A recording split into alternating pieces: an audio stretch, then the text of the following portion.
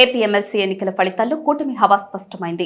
ఉమ్మడి కృష్ణా, గుంటూరు జిల్లాల పట్టభద్రుల నియోజకవర్గంలో కూటమి అభ్యర్థి ఆలపాటి రాజేంద్ర ప్రసాద్ ఘన విజయం సాధించారు.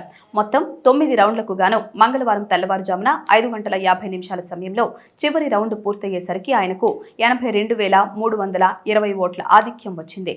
మరోవైపు ఉత్తరాంధ్ర ఉపాధ్యాయ నియోజకవర్గంలో గాదె శ్రీనివాసులు నాయుడు విజయం సాధించారు. ఇక్కడ మ్యాజిక్ ఫిగర్ 10,068 ఓట్లు కాగా ఆయనకు 12,035 ఓట్లు వచ్చాయి. దాంతో ఆయన గెలిచినట్లు ప్రకటించారు. ఉమ్మడి ఉభయ గోదావరి జిల్లాల పట్టభద్రుల ఎమ్మెల్సీ ఎన్నికల ఓట్ల లెక్కింపులో తొలి రౌండ్ ముగిసేసరికి కూటమి అభ్యర్థి పిరాబత్తుల రాజశేఖరం ఆధిక్యంలో ఉన్నారు.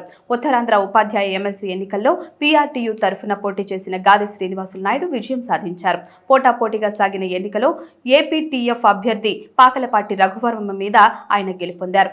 ఏఈలో జరిగిన ఓట్ల లెక్కింపు ప్రక్రియ చివరి వరకు ఉత్కంఠగా సాగింది. ఈ ఎన్నికల్లో 10 మంది బరిలో ఉన్న పీఆర్టీయూ అభ్యర్థి శ్రీనివాసులు నాయుడు, పీడీఎఫ్ అభ్యర్థి విజయ గౌరి, ఏపీటీఎఫ్ అభ్యర్థి రఘువర్మ మధ్య పోటీ నెలకొంది.